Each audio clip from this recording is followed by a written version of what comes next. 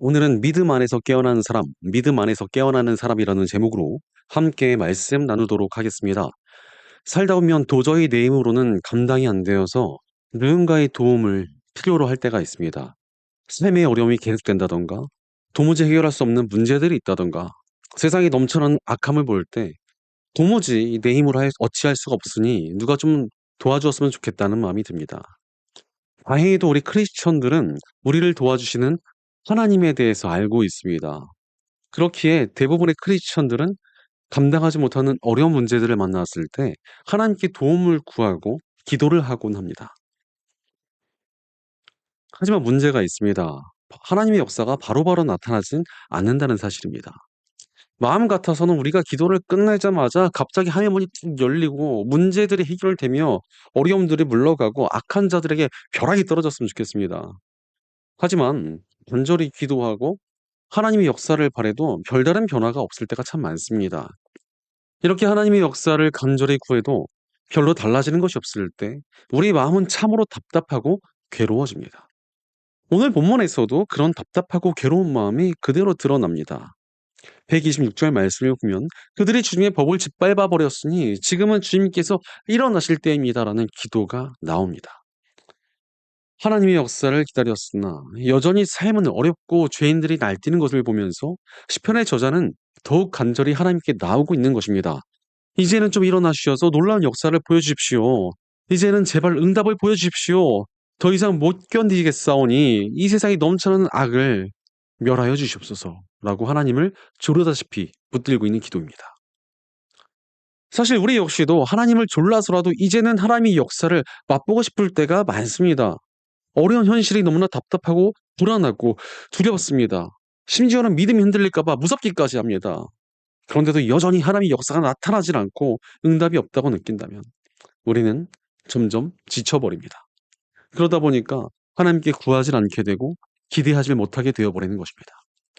문제는 그러면서 더욱 믿음이 흔들립니다. 그런데 흔들린 믿음이라는 것은 단순한 신앙의 문제가 아닙니다. 우리 인생 전체에 균열이 가게 합니다. 믿음이 흔들렸다는 것은 하나님을 향한 소망을 잃어버렸다는 것이기 때문입니다. 소망을 잃어버린 삶은 힘이 없고 지쳐버려 주저앉을 수밖에 없기에 흔들린 믿음은 우리의 삶 전체를 망가지게 만듭니다. 그렇다면 우리가 대체 어찌해야 합니까? 오늘 살펴보고 있는 시편의 저자가 응답이 없고 변화가 없어도 끝까지 하나님의 도우심을 구하며 나아갔던 것처럼 우리도 하나님의 일하심을, 그분의 일어나심을 구하는 신앙을 가져야 합니다. 끝까지 포기하지 않고 하나님의 일하심을 구하며 기다려야 한다는 것입니다. 그런데 이러한 믿음을 가지기 위해선 너무나 필요한 것이 있습니다. 바로 하나님을 기다리는 제대로 된 믿음을 가져야 한다는 것입니다. 사실 우리가 하나님의 역사를 진심으로 기다린다면 그 역사를 받을 준비도 함께 해야 하는 것 아니겠습니까? 비가 오길 기도하면서 우산을 챙기지 않는다면 그것이 어찌 제대로 된 믿음이겠습니까? 사실 우리가 하나님을 끝까지 기다리지 못하고 흔들리는 이유도 여기에 있습니다. 하나님의 역사가 없고 세상이 막막해서 기다리지 못하는 것이 아닙니다. 내가 준비되어 있지 않아서 하나님을 향한 믿음을 지키지 못하고 흔들려 버리는 것입니다. 하지만 너무도 많은 이들에게 준비가 부족합니다. 하나님을 믿는다고 하면서 준비도 하지 않고 쉽사리 세상에 흔들리며 끝까지 기도의 자리를 지키지도 못합니다. 그러니 어찌 하나님의 역사를 볼 수 있겠습니까? 제가 어린 시절 새벽에 많은 유성이 떨어지는 우주쇼가 있을 것이라는 뉴스를 보고는 친구들과 같이 모여서 보기로 했습니다. 다 같이 새벽에 일어나서 보기로 결단을 다지면서 아무도 배신하지 말자. 우리 모두 다 반드시 저걸 보고 와야 말자. 이렇게 결심을 했는데 문제는 떠들다가 다들 너무나 늦게 자버렸습니다. 더 큰 문제는 따로 있었습니다. 알람을 맞춰놓지 않았던 것입니다. 다음날 해가 중천에 떴을 때 일어나서 아주 크게 실망했던 기억이 있습니다. 아무리 멋진 새벽에 우주쇼가 있어도 그때 깨어나지 않고 알람을 맞추지 않는다면 볼 수 없는 것 아니겠습니까? 마찬가지입니다. 하나님의 일하심을 바란다면 우리에게 준비가 필요합니다. 그렇다면 우리에게 어떤 준비가 있어야 합니까? 오늘 본문 125절을 보면 나는 주님의 종이니 주님의 증거를 알 수 있도록 나를 깨우쳐 주십시오라는 기도가 나옵니다. 사실 하나님을 따르는 하나님의 백성이라도 하나님의 역사를 모두 다 맛보는 것은 아닙니다. 깨어있는 사람만이 하나님의 역사를 볼 수 있습니다. 그렇게 우리는 그냥 살아가는 것이 아니라 깨어나야 합니다. 이스라엘의 적이었던 아람 군대가 엘리사 선지자를 치려고 큰 병력을 이끌고 쳐들어온 적이 있었습니다. 그리고는 엘리사가 있던 성을 수많은 병력을 이끌고 와서 포위해 버리는데 엘리사는 뭐 전혀 두려워하지 않습니다. 반면 엘리사의 시험을 들던 종은 막 두려워서 벌벌 떨기 시작합니다. 그 모습을 본 엘리사가 종에게 기도를 해주어서 영적인 눈이 띄어지길 기도를 해줍니다. 그랬더니 엘리사의 종은 적대보다 훨씬 더 많은 숫자의 불꽃처럼 타오르는 하나님의 군대, 타오르는 말과 병거로 가득한 그 모습을 보게 됩니다. 영적으로 깨어나니까 담대하게 하나님의 역사를 볼 수 있게 된 것입니다. 우리도 마찬가지로 영적으로 깨어있을 때 하나님의 역사를 기다릴 수 있고 담대히 버텨낼 수 있으며 끝내 하나님의 일하심을 맛볼 수 있게 됩니다. 그렇다면 우리가 어찌 깨어있을 수 있습니까? 십자가의 복음 안에서 가능합니다. 하나님께서는 타락한 세상에서 살아가며 죄로 인하여 영적으로 어두워져 있는 우리를 구해 주시기 위해 예수님을 보내주셨습니다. 이 땅에 오신 예수님께서는 십자가의 죽음을 통해 우리를 죄에서 구원해 주셨고 잠들어 있던 우리 영혼을 깨우셨습니다. 복음을 통해 구원받은 우리는 이 땅이 전부가 아니라 영적인 세계와 하나님 나라가 있음을 깨닫고 영적인 세계를 바라볼 수 있게 되었습니다. 이미 하나님께서 우리를 영적으로 깨워주셨다는 것입니다. 하지만 적지 않은 사람들이 다시 잠들어 버린 사람처럼 영적인 세계를 잊어버린 채 세상에 치여 세상에만 물들어서 살아가기에 깨어있지를 못하고 하나님의 역사를 누리질 못합니다. 하지만 예수님께서는 우리를 깨워 영적인 세계를 알려주시려고 이 땅에 오셨습니다. 실제로 우리 예수님께서 먼저 깨어 영적인 세계를 바라보고 계셨기에 십자가라는 막막하고 고통스러운 길을 견뎌내실 수 있으셨고 끝내 부활의 영광을 나타내셨습니다. 우리도 예수님처럼 깨어있을 때 막막하고 어려운 삶이라도 견딜 수 있고 하나님의 역사를 기다릴 수 있으며 끝내 하나님의 일하심을 맛볼 수 있습니다. 우리도 예수님처럼 깨어있을 때 영광스러운 하나님의 역사를 누릴 수 있게 된다는 것입니다. 그렇게 오늘 본문 125절의 기도를 우리는 다시 한번 기억해야 합니다. 나를 깨우쳐 주십시오. 나를 깨우쳐 주십시오. 바로 깨어있어야 담대히 세상을 버틸 수 있고 어려움을 이겨내며 끝내 반드시 나타날 하나님의 역사와 일하심을 맛볼 수 있게 될 것입니다. 그러니 우리는 믿음 안에서 깨어나야 합니다. 그렇다면 우리가 구체적으로 어떻게 믿음 안에서 깨어난 삶을 살아갈 수 있겠습니까? 세 가지로 함께 살펴보도록 하겠습니다. 첫째로 탐욕에서 깨어나야 합니다. 우리가 하나님의 역사를 누리는 길을 가장 많이 가로막는 것이 무엇입니까? 그것은 바로 세상의 탐욕입니다. 탐욕이라는 것은 우리의 영혼을 완전히 눈멀게 하기 때문입니다. 제 친구 중에서 멀쩡히 대학을 나와가지고 괜찮은 직업을 가진 친구가 있는데 이 친구가 어느 날은 아주 씁쓸한 목소리로 연락을 해왔습니다. 뭔가 했더니 이 친구가 로맨스 스캠이라는 사기에 당한 것이었습니다.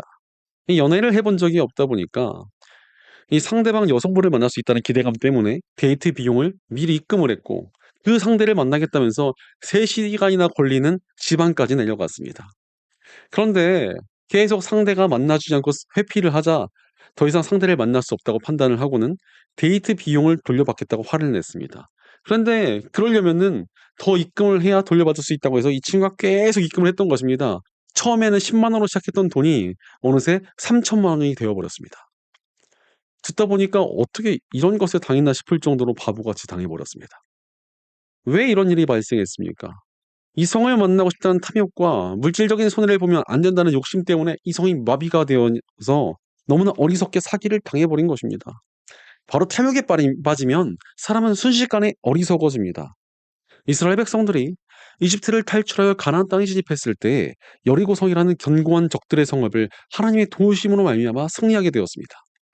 이제 그야말로 승승장구하며 가나안 땅을 정복해서 풍요로운 삶을 누릴 수 있는 길이 열려지나 하고 있었는데 문제가 생깁니다. 아간이라는 사람이 탐욕을 품고 금 덩어리를 몰래 숨기는 죄악을 저질렀습니다. 아간의 탐욕과 죄 때문에 이스라엘 백성들은 여리고보다 훨씬 더 약했던 아이성에서 패배했고 민족 전체가 망할 뻔했습니다. 이제 조금만 참으면 그까지 금덩어리보다 귀한 하나님께서 약속하신 땅을 얻을 것이고 온 가족이 풍성히 살아갈 터전을 얻을 텐데 탐욕 때문에 모든 것이 망가진 것입니다. 그 결과 아간과 그의 집안은 철저히 징계를 받아서 완전히 망해버렸습니다.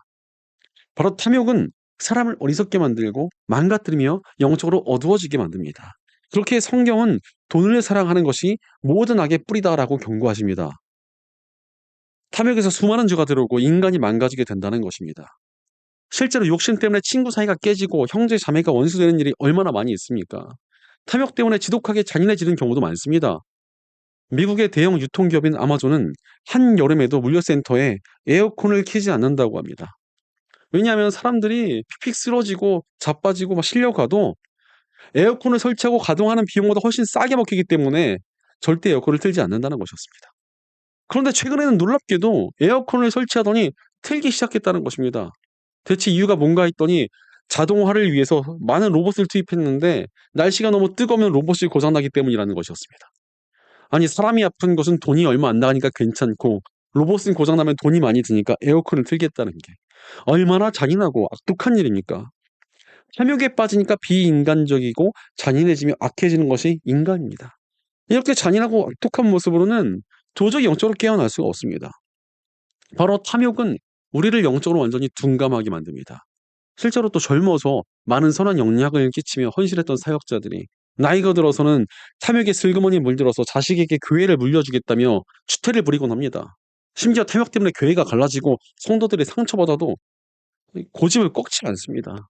그러다 보니 젊었을 때 그 목회자의 말씀과 헌신에 감동받았던 사람들이 너무나 실망하고 심지어 믿음에서 떠나고 괴로워해도 탐욕을 포기하지 못합니다. 탐욕이 이렇게나 우리의 영을 망가뜨립니다. 그러므로 우리는 탐욕에서 깨어나야 합니다.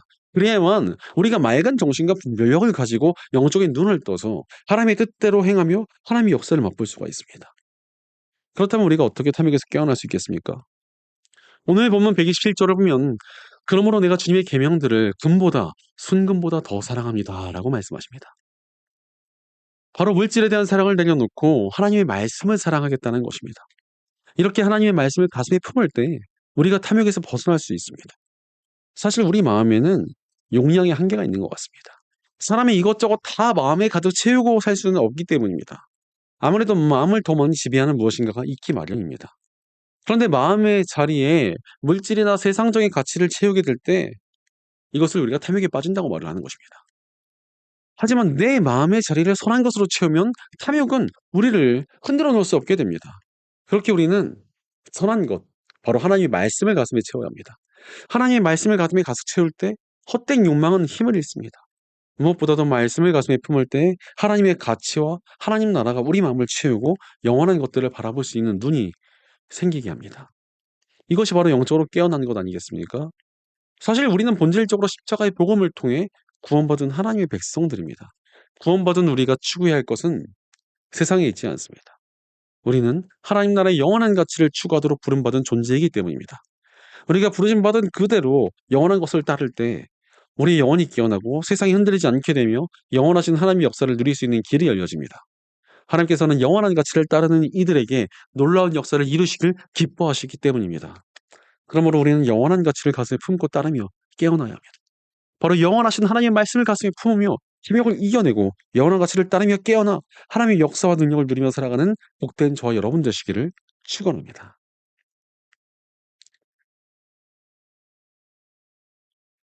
둘째로 거짓에서 깨어나야 합니다. 우리의 영혼을 가장 어둡게 만드는 것이 무엇입니까? 그것은 바로 죄악입니다. 죄악에 빠진 영혼은 하나님의 역사를 볼 수도 느낄 수도 없습니다. 죄악이 그의 영적인 눈을 완전히 닫아버리기 때문입니다. 그렇다면 죄가 대체 어디서 시작됩니까? 그것은 바로 거짓입니다. 거짓에서 정말 많은 죄악이 시작됩니다. 오죽하면 인간을 죄에 빠뜨린 마귀의 별명이 거짓의 아비입니다. 실제로 사람들이 짓는 죄를 보면 대부분 거짓의 원인이 있습니다. 죄를 짓는 사람들의 모습을 보면은 거짓과 분리된 경우가 거의 없습니다. 이 정도는 괜찮아. 이게 그렇게까지 문제는 아니지 않을까? 아니, 그럴 수도 있지라고 스스로 속이며 죄를 짓기 때문입니다.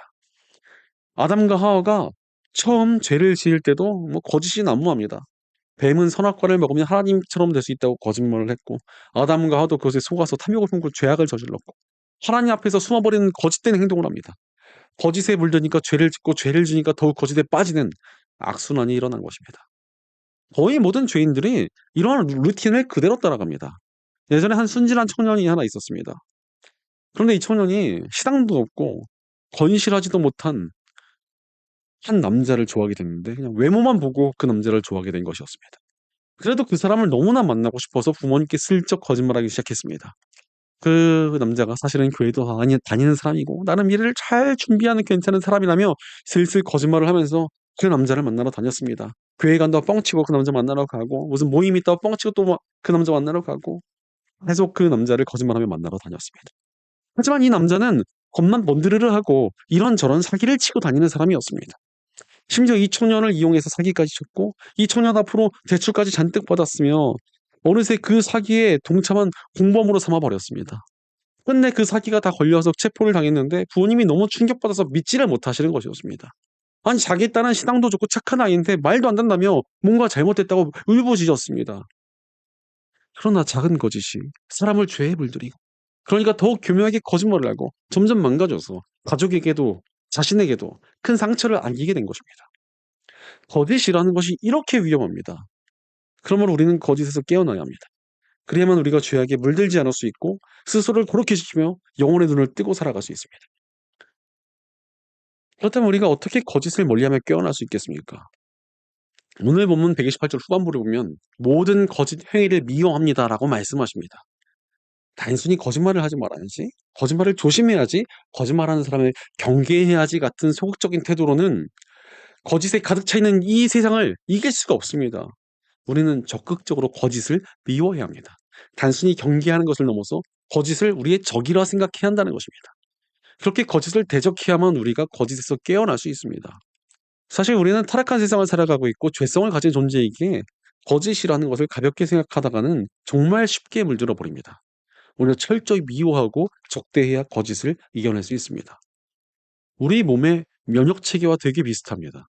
몸에 병균이 들어오면은 몸은 그냥 병균을 피하기만 하지 않습니다. 백혈구가 몸속에 들어온 병균들을 적극적으로 찾아내서 공격하여 파괴해 버립니다. 이것이 바로 우리 몸을 지키는 면역 반응 아닙니까? 반대로 면역력이 약해지면 병균이 들어와도 이 반응을 안 하다가 병에 걸리는 것입니다. 영적으로도 마찬가지예요. 깨어있는 건강한 신앙인은 거짓을 그저 외면하지 않습니다. 거짓을 알아보고 미워하며 맞서 싸웁니다. 그러니 우리는 거짓에 맞서며 깨어나야 합니다. 내 안에 있는 작은 거짓말이든 하얀 거짓말이든 허세든 거짓이 내게 들어오는 것을 경계하며 미워해야 합니다. 거짓을 가볍게 용납해 버리면 우리는 순식간에 거짓에 물들어 버릴 수 있습니다. 그리고 물들어 버린 거짓은 아주 빠르게 우리의 영혼과 삶을 파괴한다는 것을 기억해야 합니다. 세상의 거짓에서 속수무책으로 넘어가게 만들고 우리를 탐욕에도 쉽게 무너지게 하며 영적으로 몹시 어둡게 만듭니다. 그러니 이렇게 흉악한 거짓이라는 죄악을 어찌 미워하지 않을 수 있겠습니까? 우리는 죄악을 미워하며 깨어나야 합니다. 게다가 우리는 십자가의 복음으로 구원받은 백성들입니다. 거짓과 죄악으로 물든 우리를 위해 예수님께서 대신 죄값을 십자가에서 치러 주셨습니다. 바로 거짓으로 인해 우리가 망가졌기에 진리 대신 예수님께서 대신 죽으셔야 했습니다. 우리의 거짓이 예수님을 십자가에 박은 못이 되었다는 것입니다. 그런데 예수님을 사랑한다는 우리가 어찌 거짓을 가볍게 여기겠습니까? 내 거짓이 예수님의 십자가에 못 박았는데 이 거짓을 어찌 미워하지 않을 수 있겠습니까? 우리는 거짓을 철저히 미워하고 경계하며 깨어나야 합니다. 거짓말을 했다면 어쩔 수 없다고 넘기지 말고 철저히 회개하는 자세가 있어야만 합니다. 작은 거짓이라도 철저히 회개하고 넘어갈 때 우리가 거짓과 멀어질 수 있습니다. 예를 들어서 우리가 길에서 머리에 새똥을 맞으면 더럽다고 느끼지 않습니까? 아마 바로 씻을 곳을 찾을 것이고 집에 오자마자 머리 감지 않겠습니까? 뭐 안 감는 사람도 있을 수 있는데 좀 쉽지 않을 것 같습니다. 아마 새똥이 조금만 튀어도 이거 못 닦으면 정말 너무 불길해서 견디지 못할 거예요, 보통 사람들은. 그런데 우리는 새똥보다도 죄를 더 더럽게 여겨야 합니다. 새똥이야 씻으면 그만이고 더럽고 말지만 죄는 우리의 영혼과 삶을 파괴하기 때문입니다.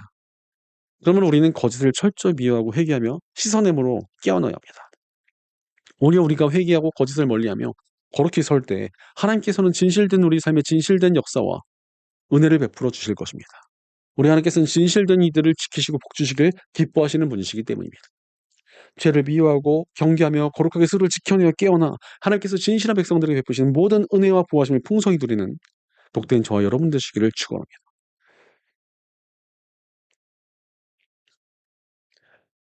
셋째로 우리의 일상에서 깨어나야 합니다. 우리가 언제 깨어 있어야 합니까? 우리는 항상 깨어 있어야 합니다. 오늘 본문 128절 전반부를 보면 그러므로 내가 매사에 주님의 모든 법도를 어김없이 지키고 라고 말씀하십니다. 여기서 주목해볼 표현은 바로 매사에라는 말입니다. 모든 일에서 하나님의 뜻을 지키겠다는 것인데 이는 항상 깨어서 하나님의 뜻을 따르며 살겠다는 뜻입니다. 실제로 그냥 멍하니 살아간다면 우리 인생이 온전히 세워질 수가 없습니다. 하나님의 뜻과 역사도 분별할 수가 없습니다. 그럼에도 많은 사람들이 그냥 멍하니 살아가는 일상을 쌓아갑니다. 별로 죄는 짓지 않고 이게 나쁜 짓은 안 하니까 괜찮다면서 별 생각 없이 그냥 살아가는 일상을 쌓아가는 것입니다. 문제는 그런 일상이 쌓여 우리 영혼이 어두워집니다. 바쁘고 정신없이 분주하게 지나간 하루하루가 별 생각 없이 살아갔던 그 하루하루가 쌓이며 영혼의 눈이 감겨버리는 것입니다. 그러나 정말 하나님의 역사를 누리고 경험하는 길은 우리가 일상 속에서도 영적으로 깨어있는 삶을 살아가는 것입니다.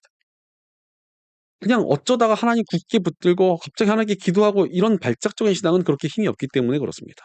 어쩌다 발작적으로 하나님께 구하고 하나님의 뜻을 따르겠다고 해봐야 금세 무너집니다. 무엇이든 발작적인 것은 별로 힘이 없기 때문에 그렇습니다. 제가 어린 시절 기타리스트가 되어야겠다고 마음먹은 적이 있었습니다. 그래서 정말 나는 기타리스트가 되겠다 이런 마음을 먹고서 그 마음먹은 그날 하루에 기타를 무려 8시간 동안 연습했습니다. 그렇게 8시간을 연습을 했으니까 갑자기 기타 실력이 비약적으로 늘고 음악적인 무엇인가를 깨달았겠습니까? 손목이랑 손가락이 너무 아파 가지고 3일 동안 기타를 못 쳤습니다. 발작적으로 하루 연습해 봐야 별로 선한 영향력이 없었던 것입니다. 오히려 뭐든 꾸준히 매일 해야 실력도 늘고 힘이 생깁니다. 영적인 것은 더욱더 그렇습니다. 제가 예전에 신학교를 가니까 사람들이 저한테 "야 너 신학교 갔다며. 신학생이라며. 야 성경 몇 독 했냐?" 이렇게 많이 물어봤습니다. 사실 그때 너무나 부끄러웠습니다. 1독도 안 하고 신학교 오기는 너무 민망해서 1독만 겨우겨우 한 채로 신학교를 왔기 때문이었습니다. 그래서 '이대로 살 수는 없다. 어떻게 해야 될까? 어떻게 해야 성경을 읽을 수 있을까?' 고민을 참 많이 했습니다. 그런데 친구가 어떤 집회에 가면은 성경을 몇 배속으로 틀어 줘 가지고 밥만 먹고 3 일이면 성경을 1독 시켜주는 세미나가 있다는 것이었습니다. 그래서 자기는 30일 동안 그 세미나 갔다 와 가지고 성경을 10독 했다는 것이었습니다. 그래서 '야 저길 내가 가 봐야 되나.' 진지하게 고민했는데 다른 다녀온 친구가 솔직히 입으로 1독을 했지만 정말 단 하나도 기억에 남는 것이 없다는 말을 듣고서는 마음을 고쳐 먹었습니다. 그리고는 '에라 모르겠다. 어차피 평생 목회할 건데 매일 읽자.' 이러고 매일 정해 놓고 성경을 꾸준히 읽었습니다. 점차 하루에 읽는 분량도 늘려갔고 그러다 보니까 이제는 어디 가서 "아 목사님 성경 몇 독 하셨어요?" 물어봐도 그렇게 부끄럽지 않게 되었습니다. 그런데 성경을 몇 독 했다는 것보다 더 중요한 말씀의 능력을 누리며 살아가고 있습니다. 이렇게 영적인 루틴이 있는 일상에 반드시 힘이 있습니다. 바로 매일 깨어 있고자 하는 일상을 통해 반드시 단단한 성장이 이루어지기 때문입니다. 그러므로 우리는 매일의 일상에서 깨어나야 합니다. 그냥 살아가는 것이 아니라 나를 영적으로 바로 세우는 매일의 루틴이 최소한 정말 최소한 하나쯤은 있어야 한다는 것입니다. 이렇게 나의 영적 루틴이 있을 때 우리 중심이 바로 잡힙니다. 삶의 분주함이나 정신없음이 나를 침범하지 못합니다. 매일의 루틴이 있는 사람은 영적으로 깨어있는 일상을 살아낼 수 있기 때문입니다. 사실 우리는 십자가의 복음으로 구원받은 하나님의 백성입니다. 하나님의 백성이 되었다는 것은 늘 하나님의 뜻대로 살아가도록 부름받았다는 의미입니다. 그런 우리가 일상에서 깨어있지 못하고 언제 하나님과 교제하고 가까이 있는지조차 잊어버리고 살아간다면 뭔가 잘못된 것 아니겠습니까? 그런 삶으로 어떻게 하나님의 역사와 능력을 누리겠습니까? 우리는 매일 깨어나야 합니다. 매일 나의 영혼을 깨우는 루틴을 만들고 지켜나가시길 바랍니다. 매일의 기도도 좋고 매일의 말씀도 좋고 매일의 감사도 좋습니다. 이것을 매일매일 지켜낼 때 우리가 영적으로 깨어난 일상을 살아갈 수 있습니다. 게다가 심지어 매일의 루틴을 내가 지키는 것이 아니라 그 루틴이 나의 영혼과 삶을 지켜준다는 경험까지 하게 될 것입니다. 바로 매일의 영적인 깨어남이 있을 때 영적인 분별이 생기며 하나님의 뜻을 따를 수 있는 힘이 생기기 때문입니다. 무엇보다 매일 깨어있는 사람은 단단히 준비된 사람이 됩니다. 매일 단단하게 다져진 사람은 하나님의 풍성한 역사와 은혜를 충분히 담을 힘이 생기기 때문입니다. 그렇게 하나님의 역사와 일하심이 나타날 때 그것을 감당하며 누릴 수 있지 않겠습니까? 그러므로 매일 깨어있는 일상을 살아가며 준비되어 하나님께서 베푸시는 역사와 응답과 일하심을 풍성히 누리며 살아가는 복된 저와 여러분 되시기를 축원합니다. 사랑하는 여러분, 깨어 계십니까? 찰스 스펄전은 깨어 기도하는 성도들은 다른 삶들이 어둠 속에서 길을 잃을 때 캄캄한 밤하늘을 찍고 임하는 하나님의 등불을 가장 먼저 발견하게 된다라고 말했습니다. 사실 우리의 인생이 어둡고 답답하며 하나님의 역사도 나타나지 않는 것 같다고 느끼는 것은 단순히 세상이 어렵다거나 하나님께서 침묵하시기 때문이 아닙니다. 오히려 우리의 영혼이 잠들어 있을 때 우리가 하나님의 일하심을 누리지 못하게 되기 때문입니다. 그러므로 우리는 깨어나야 합니다. 사실 아무리 멋진 여행지를 가도 눈을 감고 있거나 꾸벅꾸벅 졸고 있거나 핸드폰만 하고 있으면 평생 남을 아름다운 풍경을 하나도 볼 수가 없습니다. 하나님의 역사도 마찬가지입니다. 깨어 있어야 그 역사를 마주하고 누릴 자격이 생기는 것입니다. 오늘 우리가 함께 살펴본 본문은 하나님의 일하심을 기다리기 위한 준비에 대해 말씀하고 계십니다. 바로 우리는 믿음 안에서 깨어있는 사람이 되어야 합니다. 탐욕이 아닌 절제로, 거짓이 아닌 진리로, 영적인 일상으로 깨어나야 합니다. 그때 우리가 하나님의 위대한 역사를 마주하고 누리게 될 것입니다. 그러므로 사랑하는 여러분, 세상의 욕망에 물들지 않고 깨어 계십니까? 거짓을 경계하며 진리와 거룩함으로 깨어 계십니까? 일상 가운데 영적으로 깨어 있습니까? 믿음 안에서 온전히 깨어 하나님께서 베푸실 은혜와 능력의 역사를 누리도록 준비된 모습으로 하나님께서 주시는 모든 좋은 것들을 풍성히 누리는 복된 저와 여러분 되시기를 간절히 축원합니다. 기도하겠습니다. 우리의 삶의 복된 일들을 계획하시고 놀라운 역사를 예비하신 하나님 감사합니다. 하나님께서 우리 삶의 놀라운 일들을 이루어 가시는데도 우리가 온전한 믿음 안에 머물지 못하고 영적인 준비가 없이 살아가다가 흔들리지는 않았는지 우리 삶을 돌이켜봅니다. 그러나 이제 우리가 영적으로 깨어 준비되기 원합니다. 하나님께서 이루어 가실 역사를 바라보며 믿음으로 온전히 준비되게 하여 주시옵소서. 탐욕에 물들지 않고 말씀을 품으며 결정으로 깨어있게 도와주시옵소서. 거짓을 미워하며 스스로를 거룩히 지키며 깨어있는 저희가 되게 하여 주옵소서. 우리 일상에서도 늘 깨어 영적으로 준비된 삶을 살아가게 하여 주시옵소서. 우리 공동체 가운데도 함께해 주셔서 저희가 함께 깨어있는 믿음의 공동체를 이루어 하나님의 놀라운 역사와 응답을 누리는 복된 공동체가 되게 하여 주시옵소서. 늘 우리와 함께 하시며 온전케 하시는 우리 주 예수님의 이름으로 기도드리옵나이다. 아멘.